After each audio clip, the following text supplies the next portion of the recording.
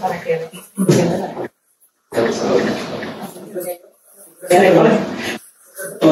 5 minutos de programa. No, ya. Empezaban 5 minutos.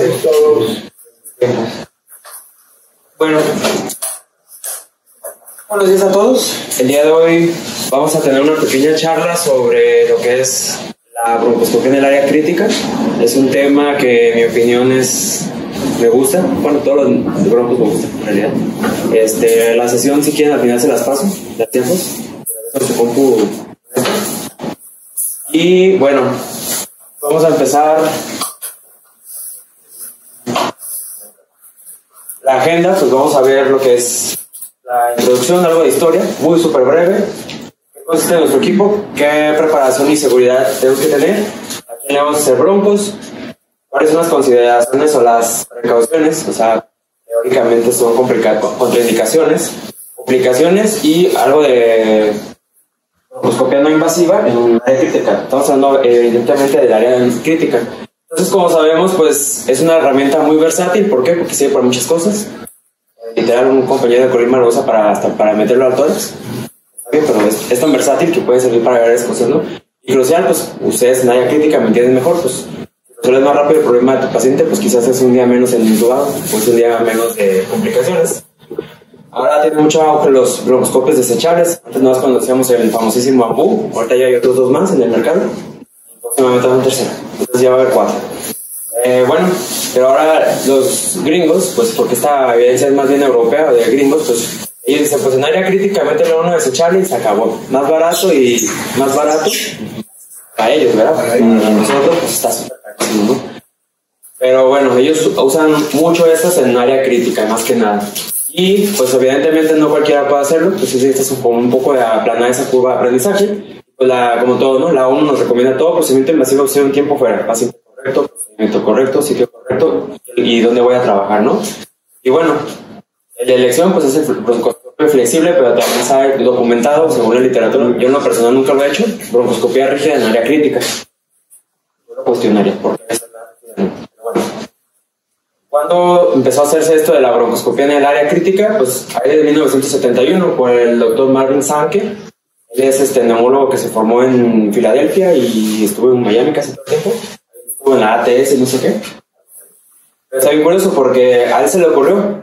Curiosamente, el broncoscopio flexible fue creado por el profesor Riqueda en el 70. Y un año después, pues Count se le dice, voy a meterlo en un paciente crítico. Y pues de ahí empezó. Fue el primer reportado. Lo usó para intubar, que es una de las indicaciones que muchos se lo imaginan. Ya era difícil.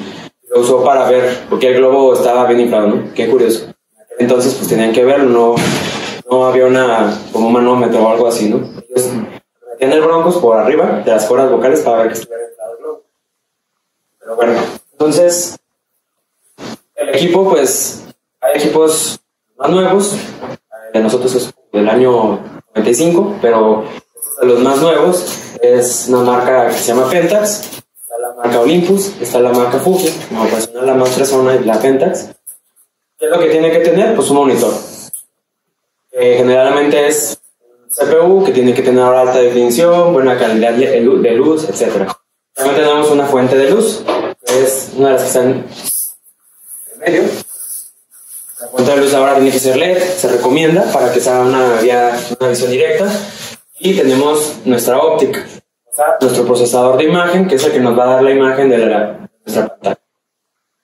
Se ve esta armatoste que, pues, como nos han visto, pues venimos y traemos una cosota. Ahora ya está más fácil porque pues, ustedes pueden traer un AMBU o otra marca, es el que ahorita más conocemos, donde la fuente de luz ya viene incluida, la flexibilidad y todo eso, ya la portabilidad ya lo tiene, y el monitor, pues está chido. Cuando van a terapia de otros hospitales privados, en unos botetes chiquitos, muy fácil de moverlos, ¿no? Esa es la ventaja y desventaja. Evidentemente, pues son de un simple uso, pero bueno, ya sabemos que nuestro medio, pues, los usamos hasta que falle, ¿verdad? Bien, entonces, ¿a quién se la voy a hacer las indicaciones? Pues, no es nada diferente quizás a lo que ustedes no hayan leído o hayan visto, pues es para proceso infeccioso, es lo más frecuente. Fiebres que no responden, entre otras cosas. Manejo de la vía aérea, pues ahorita vamos a ver algunas cosas. Traqueostomía percutánea,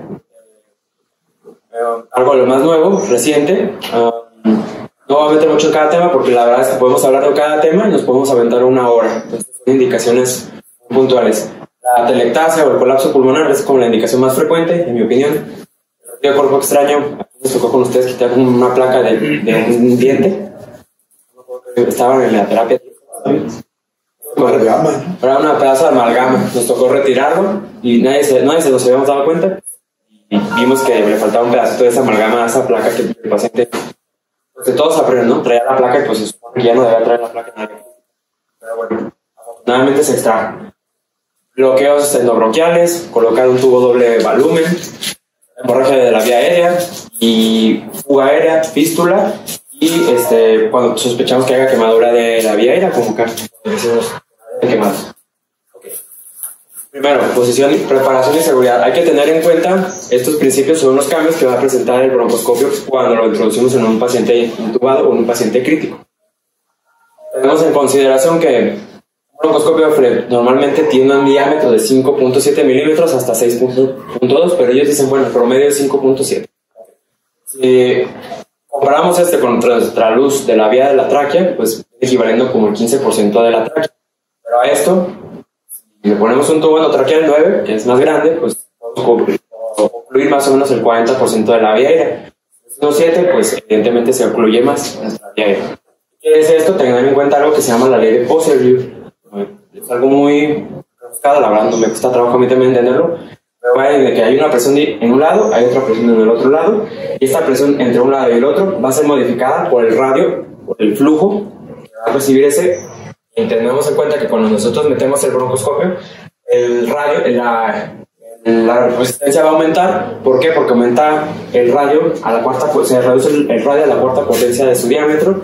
Y pues porque el flujo, cuando ya tenemos el tubo y cuando ya tenemos el broncoscopio, pues ya no es laminar, aunque si nosotros lo pongamos en la forma de aventar el flujo, pues no va a ser realmente parejo, porque si el bronco estuviera realmente cerrado, pues sí, pues sí podría ser laminar, pero como el bronco en realidad se mueve, ya no se ve laminar, pero eso es como una consideración especial. Eso es a lo que voy, a lo siguiente. ¿Qué le va a pasar al paciente cuando yo le meto el broncoscopio? Pues vamos a empezar con un bloqueo de la vía aérea y esto ¿qué consecuencias nos va a tener? Pues aumenta la resistencia, aumenta el flujo expiratorio, por lo tanto vamos a tener un autopip o aumento del PIB intrínseco, aumento del volumen residual y la capacidad reservar funcional. Por lo tanto, pues, como ustedes saben, si aumentamos todos esos, aumenta el trabajo respiratorio. Entonces, también, ¿qué otra cosa vamos a contener? Pues el succionar, pues nos vamos a llevar al volumen tidal y nos vamos a llevar, por lo tanto, volumen minuto.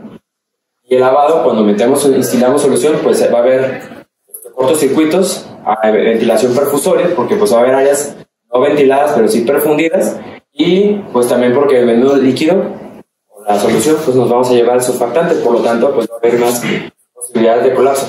¿Todo esto qué va a condicionar? Pues hipoxemia, y va a subir el CO2, ¿no? También aunado a esto, pues la edad, comorbilidades, cómo estaba la CO2 antes, y pues la sedación. Esto no tanto porque en realidad todo lo que tiene que ver sobre todo en el aspecto de ¿qué quiere decir todo esto? Es algo esperado, no es normal evidentemente, pero un paciente le haga una broncoscopia vamos a tener ciertos cambios fisiológicos. Vamos a ver más adelante pues qué hacemos o no hacer. Entonces, preparación antes, durante y después del procedimiento. No voy a tener mucho de esto para hacer más práctico esto.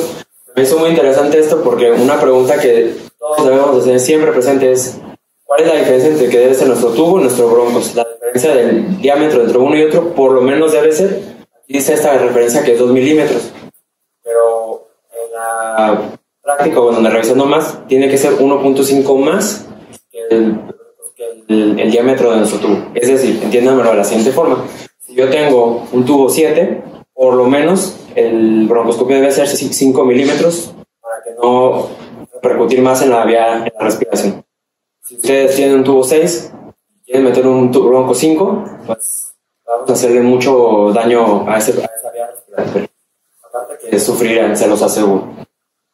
Muy bien, entonces el procedimiento, más que leerlo, hay que hacerlo, tienen que hacerlo, pero La recomendación es chequeo de la fuente de luz, balance de blancos. El AMBU no tiene eso, el AMBU es el balance automático. Como vemos en la imagen, el broncoscopio se tiene que agarrar con la izquierda. El monitor tiene que estar justo enfrente, es como cuando ustedes ponen un acceso vascular. Se supone que mientras menos cabezazos den, es mejor. O sea, es decir, su ultrasonido enfrente y ustedes están viendo. Es lo mismo aquí. O sea, el monitor debe estar enfrente y debe ser con la mano izquierda. Un dato curioso es que tenemos que agarrar con la izquierda porque el creador del broncoscopio, el profesor Schiffer, queda azul. Por lo tanto, pues ahora todo es muy curioso.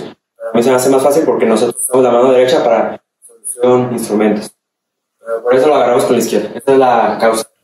Okay. Una vez que ustedes hicieron su tiempo fuera, vieron que no hay contraindicaciones, ya tienen todo preparado porque se puede complicar, etcétera. Yo honestamente no lo había leído así como tal, me parecía algo por rebosamiento, que todos por decir 2 del 100%, pero ahí está indicado, o sea, no hay una evidencia como tal, pero sí te recomiendan en la guía de la ERTS, que es una de las que me basé en esta prueba, presentación, que lo pongan al 100%, su PIO2. En mi opinión es controversial, depende de su paciente, ¿no? Después sí que pueden tener un neurocrítico, que el pulmón no tiene SARA o algo así, y pues quizás no hay necesidad de subirle tanto la fibrosis. Porque también algo que van a tener en consideración es el famosísimo biotrauma, o sea, las afectaciones por absorción, ¿no? Entonces, modalidad, la que gusten, recomiendan ASB, presión control, volumen control, o sea, es la que ustedes estén más familiarizados. Y pues todo lo que vamos a experimentar, pues es transitorio usualmente. La técnica de la abrazada literal es ponerle como una cosita que endurezca, que cierre el bronco con su tubo, pues para que no pierdan su PIB. Dicen que si el cambio se me hace quizás algo muy drástico, pero yo no lo haría tan meticuloso, pero por la referencia, si su cambio de su saturación basal es más del 4%, deben esperarse a que se reclute el paciente y continuar. O si baja abajo de 90, igual, tienes el procedimiento, sacas tu broncos y esperas a que reclute. Y pues tengan en cuenta que se va a aplanar la curva del CO2, sobre todo porque la oportunidad de ver una curva del CO2 son cambios transitorios para que no se nos preocupen. Anatomía. No me voy a meter mucho en esta de la anatomía porque voy a meter otra hora más y les puedo recomendar que lean busquen ese enlace. Es un link, bueno, para que vean bien ahí sobre cómo es la técnica, cómo ustedes han podido ver la broncoscopia. Tenemos que hacer ciertos giros, todos en la muñeca, no es más que una palanca que arriba y abajo, la izquierda y la derecha la hacemos con nuestra muñeca. No es como el endoscopio que tiene otras cremalleras y eso. Entonces, en este caso, ahí viene como al derecho nos metemos girándonos a la derecha, a la izquierda, para ver los superiores. Pueden revisarlo con calma para que lo tengan bien presente, y la nomenclatura, ya sea el aplicar anterior, o B1, B2, B3, la que ustedes quieran, es válida, depende pues cuáles están familiarizadas, ¿no? Y finalmente, pues ya que hicieron su procedimiento, pues hay que evitar la infección cruzada, pues es una limpieza que debe ser mecánica, como podemos cuando ir a nuestra sala de procedimientos, pues acabando un procedimiento de este tipo, hacemos una limpieza, aunque hacemos una revisión, una limpieza inicial, acabando el procedimiento, se supone, y pues usamos detergentes enzimáticos o aquellos que hagan poca espuma. Hace poco vinieron a ver eso y como que esa es un área de oportunidad en nuestras. Muy bien, entonces, indicaciones. ¿A quién le voy a hacer este procedimiento? Pues como saben, de los más frecuentes pues es un proceso infeccioso. Pues ya como sabemos, la neumonía asociada al ventilador pues está muy frecuentemente vista en estos servicios, pues desde un 5 al 20%, y la mortalidad pues está ahí presente. La CDC y el GENIX, que es la Asociación Europea de Hospitales en el Control de Infecciones, pues dicen que recomiendan cultivos por broncoscopia para dar un muestreo y para tomar una microbiología. Pues tiene lógica, evidentemente, pues si yo veo cuál es el más que está ahí presente, pues trato directo, no hacemos empíricos como usualmente todos somos, ¿no? Es difícil y eso es un tema pues quizás controversial. Algo que voy a hacer un poquito de énfasis en esta parte. Los 3 tipos de procedimientos con los ampliadas o muestreadas que tenemos es el lavado bronquial no directo, que es el que hacemos literal en el cánula. A lo mejor les han visto que le vamos a un lavadito bronquial, algo que le gusta a el área de nursing, pues es algo controversial, pero bueno, literal es poner solución directo al tubo endotranqueal. Tenemos el lavado bronquial, que es, para fines prácticos, trabajar en bronquios grandes, con muy poca cantidad de líquido, como podemos ver aquí, y el lavado bronquiolo-alveolar. El lavado bronquiolo-alveolar, como su nombre lo dice, pues es hasta el alveolo. Literal, lo ponemos a un segmento hasta donde toca. Y ahí es donde tenemos elementos celulares. Entonces, la diferencia entre lavado bronquial y lavado bronquiolo-alveolar, pues la cantidad de líquido. El lavado bronquial es donde vemos que está saliendo pus, pues ahí es donde trabajamos. El lavado bronquiolo-alveolar es unas cantidades más grandes, hasta 300 mililitros en algunas referencias, pero aquí 120 a 180. La solución debe ser tibia, dice que desechemos el inicial y pues es para cultivos cualitativos y cuantitativos. Me gustó, revisé algunos temas que nos pueden surgir, pues la comparación entre las técnicas de muestreo en ventilación, invasivas y no invasivas, pues por ejemplo, aquí comparan lo que es el aspirado no protegido, el lavado bronquial protegido, el lavado con cepillado bronquial protegido, aspirado bronquial, traqueal, y pues bueno, comparados todos, pues, evidentemente, pues de los mejores fue el lavado bronquial, el bronquial alveolar y el cepillado. Ya como vemos con la aspiración del tubo endotraqueal, pues el rendimiento no es tan bueno, para que lo tengamos en consideración. Y pues concordancia microbiológica y el procedimiento que hacemos, pues cuando comparados, casi todos fueron una muy buena concordancia. Sobre todo cuando comparamos el aspirado traqueal, que es lo que en nuestro medio vemos, con el lavado bronquial-alveolar, la concordancia es súper mala. Como que yo quería resaltar en esta transparencia. Entonces, acá está otra revisión. Igual, pues cuando comparamos métodos no invasivos con métodos invasivos para broncoescopia, claro está, para el diagnóstico de neumonía, asociada al ventilador, neumonía hospitalaria. Cuando comparamos los dos, evidentemente, esta revisión se me hizo más chistosa porque ellos vieron que no está tan diferente, tanto la sensibilidad como especificidad. Evidentemente sigue siendo mejor el lavado bronquial. Y cuando lo comparáramos con un score clínico, que es el que aquí comparan ellos, que es una score de infección clínica, score de neumonía, pues también tenemos buena concordancia. Quiere decir esto: ustedes tienen clínica, toman un cultivo y sale un marcador o un microbio ahí, pues la probabilidad de que esté acertado su diagnóstico es alta. La clínica manda, ¿no? Lo que nos han venido enseñando toda nuestra vida de médicos. Bien. También en el inmunocomprometido, pues tomamos PCRs. Pueden ser muchas causas, como ustedes saben, en el inmunocomprometido. El lavado bronquiolo-alveolar tiene muy buena sensibilidad para neumocistis. Para tuberculosis, pues tomamos algunos marcadores más importantes. El beta de glucano y el galactomanano, o tomar PCR para algún hongo, pues nos puede dar una buena sensibilidad. Los cultivos, como ustedes saben, pues tardan aproximadamente 2 semanas. Y pues cuando la probabilidad es alta, pues tenemos una buena sensibilidad y una mejor especificidad. Y hay que tener en cuenta esto: si ustedes sospechan hongos y ya le están zambuteando caspo o algo así, pues su sensibilidad evidentemente va a bajar.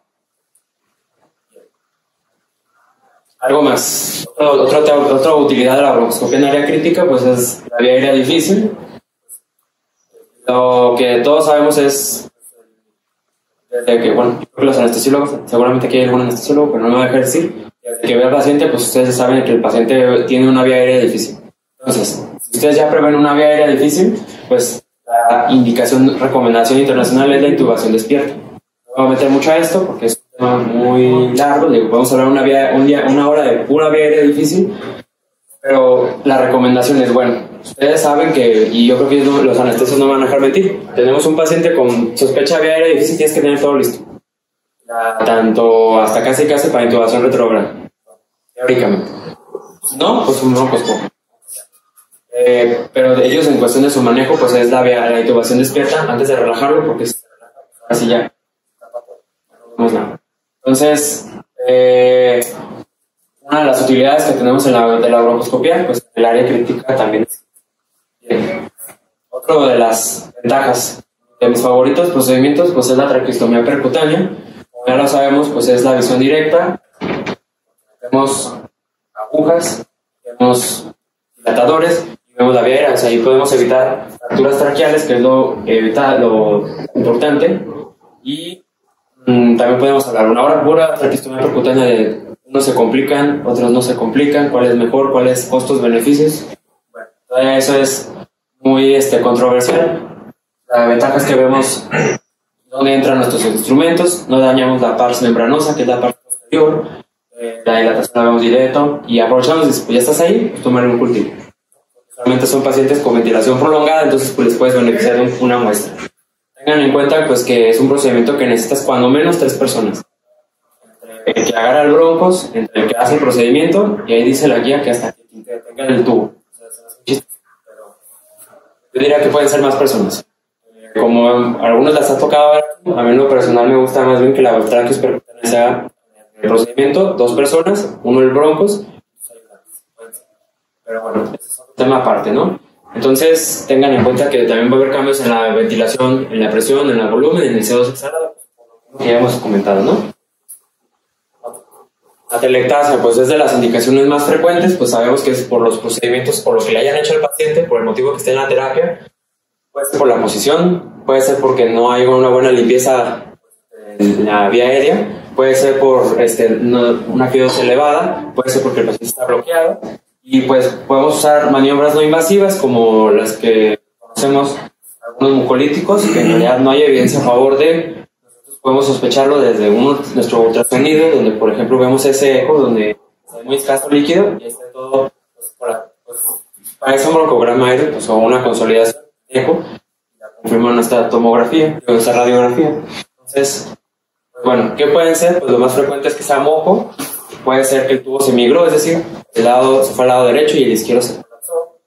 Algunas cosas inflamatorias, cuerpos extraños, como ya discutimos. Esa es la cuestión de las atelectasias obstructivas. Y las no obstructivas, pues es por compresión, pasiva y adhesiva. Yo les digo, aprendan una mnemotecnia. Si ustedes quieren saber el tipo de atelectasia, eso es COCA y Pepsi. COCA, compresiva, obstructiva, cicatrizal y adhesiva. Ahí está la P. Es una mnemotecnia que se puede. Tipos de atelectasia. Pueden preguntar a sus R-, bueno, y R-, así que algún día sean R-, pueden preguntarles eso a sus. Bien. Comparando manejo no invasivo con lo invasivo, o conservativo con invasivo de una atelectasia o de una obstrucción pulmonar, no me voy a meter mucho a esto. Lo único que yo rescato de este tema es que las medidas no invasivas sí tienen un pequeño porcentaje que se resuelve. Pero lo que llama la atención es el tiempo que está resuelta. Eso es lo que concluyen en esta reacción. Es decir, ustedes pueden intentar maniobras no invasivas y ustedes pueden resolver la atelectasia, pero la pasiva puede existir. Pero en cambio, si ustedes hacen broncoescopia, la posibilidad de que más de 24 horas su atelectasia siga resuelta es más alta que la broncoescopia. Entonces, curioso. Pero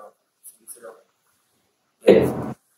Otra de las indicaciones pues, es la extracción de cuerpo extraño. Vamos a usar canastilla, podemos usar forceps, y esta es de mis favoritas, que es la sonda de crío. La sonda de crío pues, es una sonda que congela la punta, y cuando son tejidos materiales, biológicos, se pega literalmente. Entonces es mucho más fácil sacar. Acá se ve como una amalgama, parece un forceps agarrándolo. La canastilla. Entonces, no es lo más habitual, pero pueden ustedes ocupar en el área crítica. Hace unos años un paciente que no sé por qué le cayó un diente. La intubada era un neurocrítico, no fue aquí, pero bueno, o sea, no estamos exentos de que nos caigan estos casos. Siguiente indicación: manejo del tubo endotraqueal, doble lumen o bloqueo, el bloqueador endotraqueal. La técnica del bloqueo endotraqueal es un poco laboriosa porque necesitamos nuestros broncos amarrarlo literal a nuestro. Este tiene una abrazadera, tenemos todo nuestro kit. Tenemos estos introductores especiales donde uno va a bloquear nuestros broncos para que haga fuego, no se estorbe. Literalmente nos avanzamos hasta donde queremos ocluir, inflamos, controlamos hemorragia. Es una de las medidas que podemos usar. Asimismo, pues si ustedes consideran también, vamos a hacer un paciente con un proceso que trae una cirugía de tórax o alguna fuga, pues podemos usar un tubo endotraqueal o un tubo de doble lumen. La finalidad es visualizar nuestro bronco se vaya para acá, que veamos que está bien abocado, que está al lado derecho, para el bronquio traqueal. Entonces, Nos sirve para la ventilación unipulmonar, nos sirve para control de fugas, hemorragias y para un trasplante pulmonar. Los bloqueadores pues se recomiendan que sean de 2 milímetros y los ponemos con el broncos. Y la recomendación es, siempre que usamos un tubo de doble lumen, pues revisar donde revisarlo, ¿verdad? Este tema, esta idea pues se hace muy interesante porque aquí dice, bueno, ¿qué broncoscopio tengo? ¿Cuánto mide? Y cuando ustedes lleguen a sus unidades o si se quedan o van a algún hospital privado o donde ustedes vayan a ejercer, vean qué broncoscopio tienen. Si ustedes ya saben que tienen 149, pues ustedes entiendan que deben de tener unos tubos. Cuando usen su broncoscopio, su intubación debe ser con un tubo por lo menos un 7.5 para arriba, para que no batalle. Si tienen un pediátrico, desde 1.5 ya pueden ustedes trabajar. Si es una pesadillita de la absorción. Aquí nos dice, eso es a lo que voy. Los tubos más frecuentes que usamos en nuestro medio de doble lumen son los 35 y 37. Entonces, podemos, con un pediátrico, pues el gris, pueden ustedes ver bien la posición del tubo.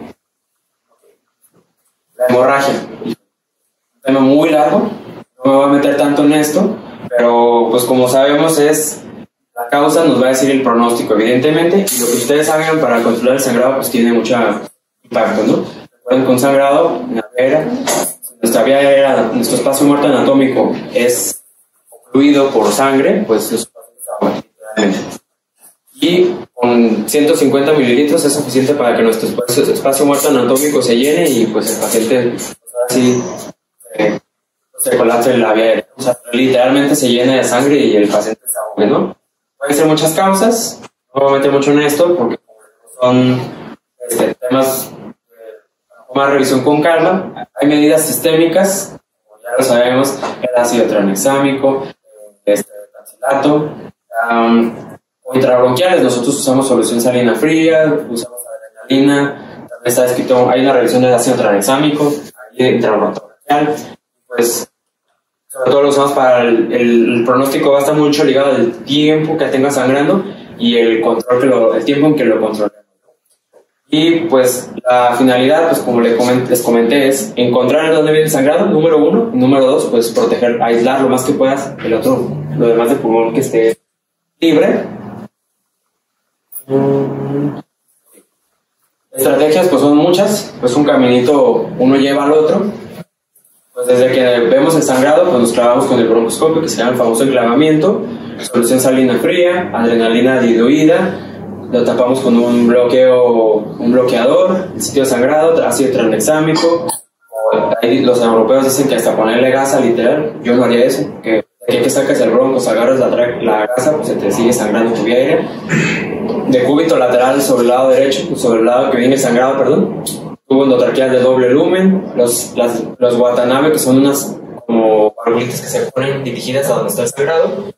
Factor 7 del peso, radiointervención.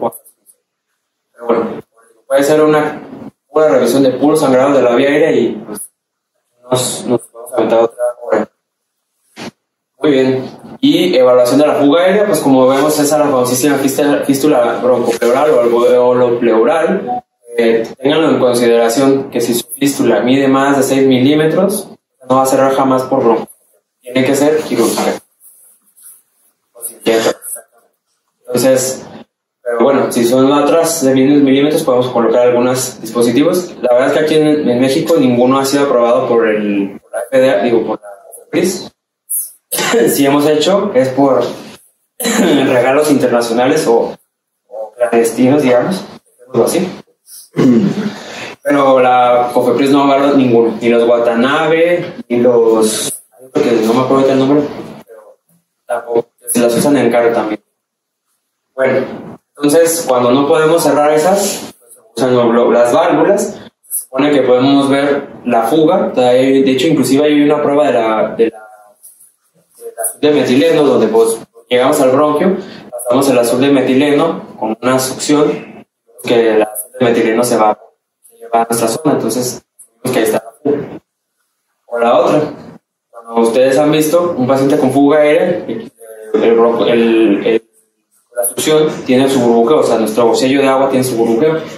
Yo tapo y del burbujeo de fuga se cierra, pues ahí difícil, pero de entrada les digo, si mide más de eso, no le jueguen. Iba a ser una mala palabra, pero no le busquen. Es quirúrgico. Bien. Lesiones de la vía por quemadura, de la vía aérea. Quemadura de la vía es un tema también un poco complejo. Pues sabemos que el 5% de los casos con quemadura pueden tener quemadura de quemados, gran quemado, puede tener quemadura de la vía aérea. Sobre todo lo vamos a escuchar en aquel que tiene más del 20% de superficie corporal quemada. Ustedes sabemos, aumenta su mortalidad y aumenta el riesgo de infecciones. Entonces a veces es importante también otra cosa importante que nos sirve la broncos es, pues, una vez que hidrata al paciente, como ustedes ya lo han visto en área de quemados, pues se puede matizar más la vía aérea y por lo tanto, pues, pueden batallar para intubar. Y pues podemos sospecharla por algunos contextos clínicos. No voy a tener mucho en esto. La clasificación que nos propone la ERTS va del grado 0 al grado 4 en relación a los hallazgos que vemos. Un bronquio pálido, inflamado, eritema, algunas áreas de necróticas, mucha necrosis o restos carbonáceos o mucha alteración endoluminal. Entonces, como para fines prácticos de la clasificación. El tratamiento de estos pues es lavado bronquial, quitarlos literalmente, broncohilatadores de recomendaciones, N-acetilcisteína, heparina nebulizada. Voy a revisar eso, la heparina, eso le decía la referencia, no sé qué tanta evidencia hay a favor de esto en un quemado. No pasarlo aquí con ellos, yo la verdad no lo había leído, hasta aquí hice esta revisión. Antibióticos y esteroides pues es como controversial, ¿no? Lesiones de la vía aérea, pues como sabemos, algún trauma de tórax, algunas perforaciones. O veo por ahí un caso de un paciente que al hacer la intubación con la guía de la paz. Entonces, un sangrado terrible y entonces, pues, sobre todo, vamos a buscar en una fuga de aire que no esté explicada por un trauma cerrado de alto impacto, no hay fracturas cosales, lesión esofágica. Pues, como vemos, estos casos es multidisciplinario, ¿no? Por nueva intervención les podremos ofrecer algo, pero parcial. Gracias a la cirugía lo único que resuelve el problema del paciente. Complicaciones. Afortunadamente no son tantas. El índice de complicaciones va desde el 0.08% al 2%. La mortalidad por broncoscopia es muy baja. Les puedo decir que yo he visto morir 3 personas en broncoscopia en 6 años de vida. Profesional, digamos. Se ve grande. Falla respiratoria, puede haber acidosis respiratoria, puede haber broncoespasmo no controlado, neumotórax, sobre todo si hacemos algún procedimiento como biopsia transbronquial, arritmias, inestabilidad, aumento de la presión intracraneana. Ustedes que son más expertos que yo en área neurocrítico pueden saber, ya lo han visto, que el manejo de la vía aérea, pues en el neurocrítico es fundamental, ¿no? También. Entonces, vamos a aumentar la presión intracraneana y sangrados masivos, afortunadamente no es muy frecuente. Precauciones, o a quien tengan que tener cuidado cuando hagan una bronco. Pues evidentemente, si tiene una coagulopatía, riesgo-beneficio. Y sobre todo si planeamos alguna biopsia o algo así, pues más cuidado. Sobre todo las plaquetas. La recomendación internacional sigue siendo, pues si hay más de 50,000 plaquetas, pues problemas. Hasta ahorita, al menos en Neumo intervino casi todos 50,000 plaquetas. No sé. La PO2 menos de 70, pues evidentemente va a depender del contexto, de la PAF y de la FIOS que ustedes estén poniendo. La FIOS más de 70 es como que potencialmente un paciente que se les puede complicar. Y más de 10, esto sigue siendo controversialísimo. O sea, en realidad lo revisé intencionadamente.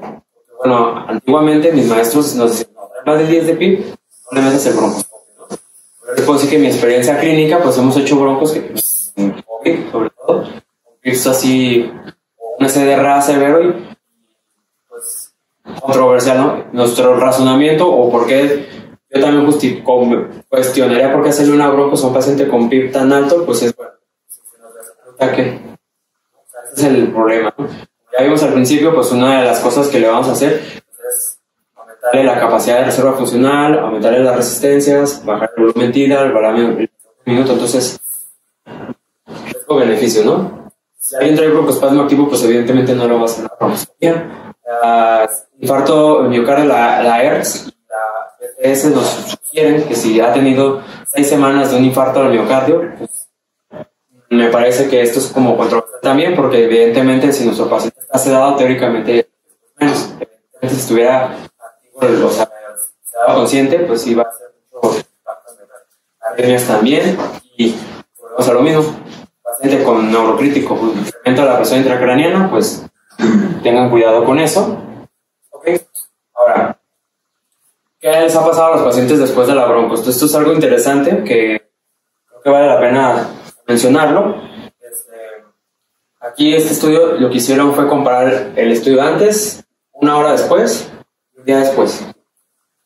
En realidad vieron que solamente hasta el 14% de los pacientes después de una broncoscopía persistían con cambios en la PAFI, en la cantidad de oxígeno.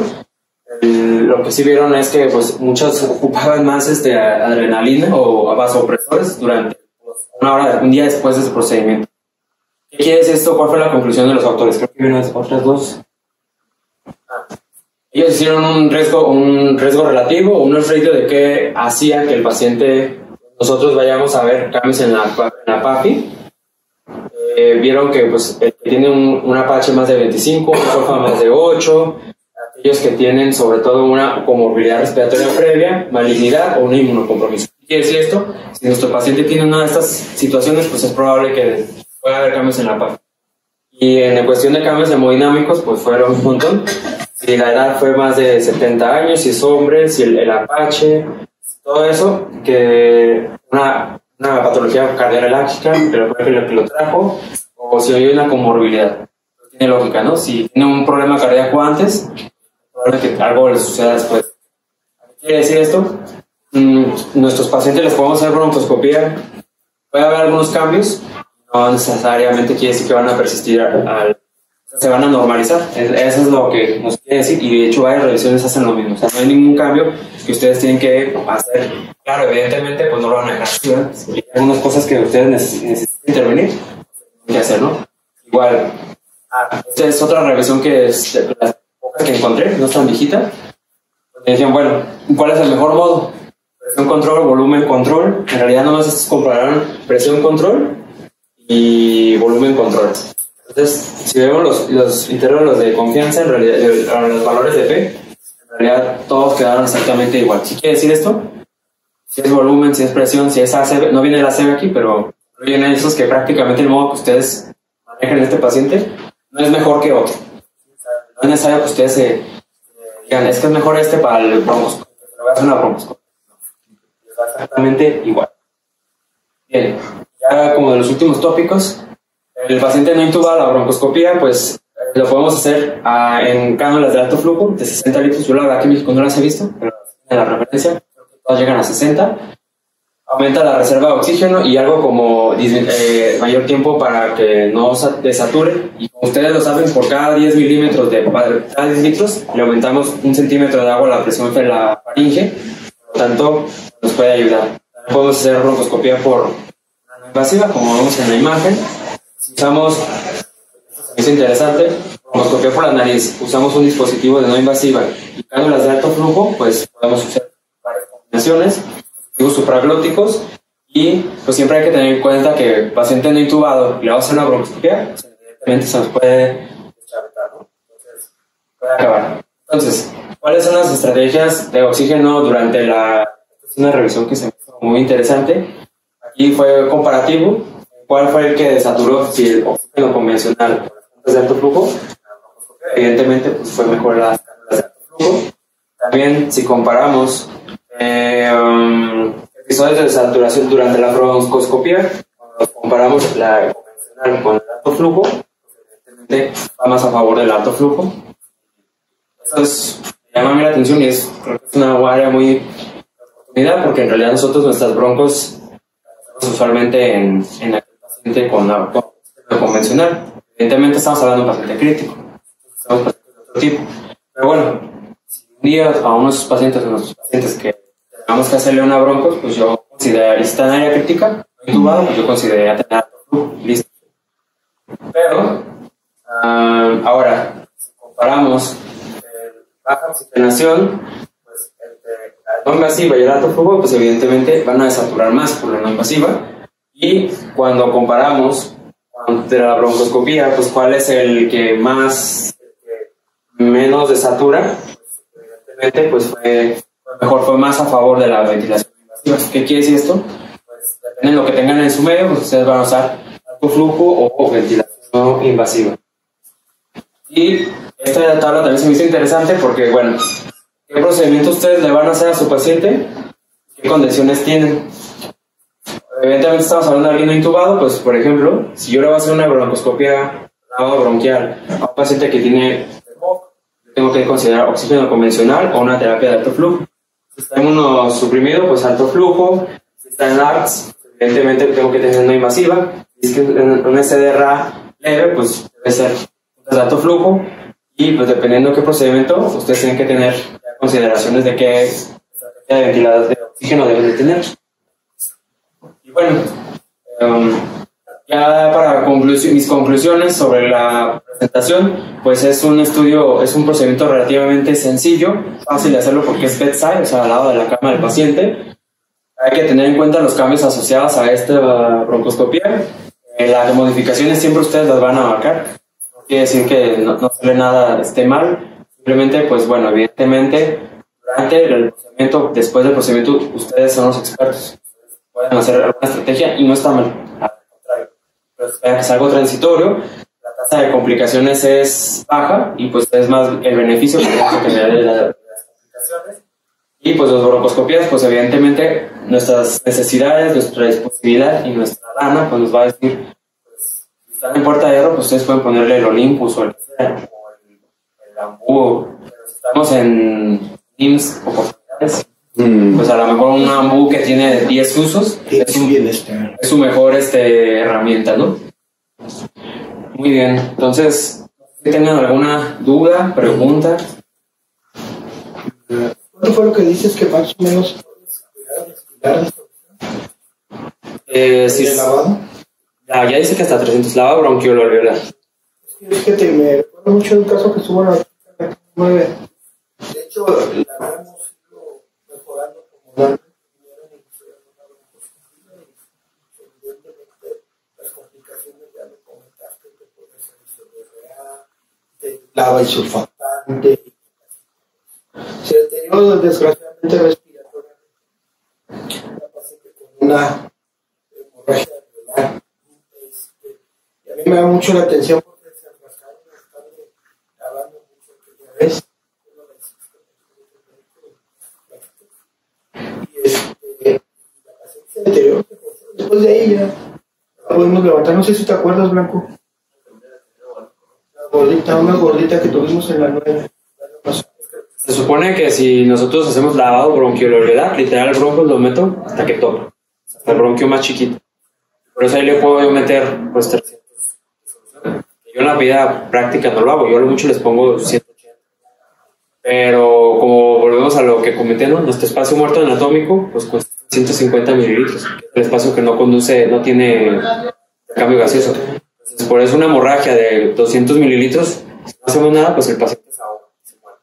Entonces, yo creo que va de lo mismo. Ahí pues dependerá, yo le puedo decir que depende de pues, en qué parte del segmento se lavó y todo eso, porque si se lavó con esa gran cantidad, no estaban pues bien enclavados o muy distal, la verdad con el Ambu yo lo dudo porque se ve súper flojo el Ambu. Pero pues, a lo mejor sí tiene que ver. ¿Ustedes usan algún programa para aprenderse los bronquios, pues la anatomía, sí? Puedes ver el video, o hay una aplicación que se llama PulmX. El Hookins tiene en Twitter hay una revisión también. Bueno, ya no se llama Twitter, ya se llama otra cosa. Y yo, en mi opinión personal, yo hacer y... ¿Cuánto es la curva que más o menos considera? 25 por año. 25. Broncos con lavado, 25 por año. Sin problema, aquí yo creo que en un mes lo sacan. Y mira, ¿qué recomendación nos dan para practicar? Pero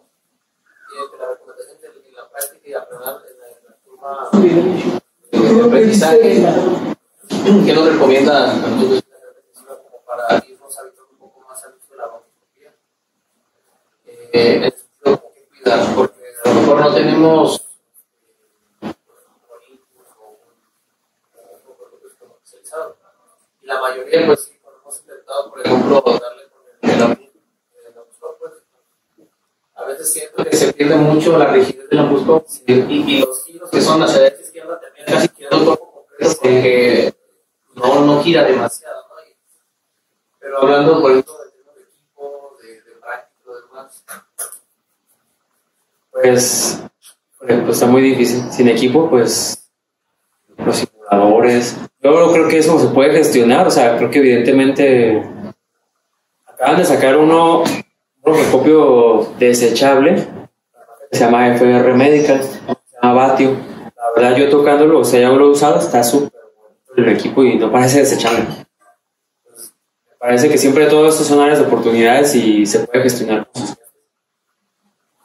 pues, consigan uno de esos, o sea, creo que al final de cuentas es gestionarlo, o sea, es algo administrativo, tanto equipos de ese tipo para área crítica, quemados, trasplantes, coronaria, postquirúrgica, o sea, la área crítica en este hospital que me parece que es muy grande, pero más que nada me parece que eso no es lo correcto, pues que estemos usando una AMBU tantas veces. O sea, si me lo preguntas a mí, evidentemente hacemos lo que tenemos, es un tema difícil, pero lo ideal es como hacen los europeos, ¿no? Usas tus broncos, no lo vuelves a usar, ¿no? Pero aquí no, exactamente, aquí no, o sea, aquí estamos en la cuarta T. Entonces, no sé, es que sí, yo también me ha tocado ver que el broncoscopio AMBU se empieza a achatar, se empieza a presionar, y tú le giras así y apenas puedes dar, No, pero la fibra se va quebrando, entonces sí, ya no es se va haciendo más duro, pero yo creo que será cuestión de eso, de gestionar tanto los que nos dejan esos equipos que pues, no son de, me parece, a mi opinión ese que te comento, no están de uso único, o sea, sí se ve muy bonito el material. Y hay otro de Boston, más perrón que está. Lo ves, la verdad no parece desechable. Pero la ambulla bajó de precio, ¿sabes? El ambulla vale 8,000 pesos. Y el otro que te digo vale como en 15, más o menos.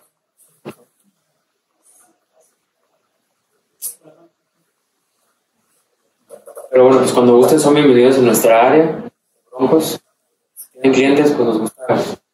Bueno, un día que no tengamos anestesio, porque el detalle es que no nos dan anestesio a nosotros todos los días. Y pues tenemos que aprovechar el apoyo anestésico porque me tocó el antes y el después. Antes de cuando yo me formé, hacíamos las broncos con pura local. Y ahora, pues que ya los hacemos con anestesiólogo, pues. Sabe diferencia. Otro rollo, pues la verdad, el paciente, yo creo que el outcome es completamente diferente, sin duda, sin duda. ¿Algo más? Preguntas.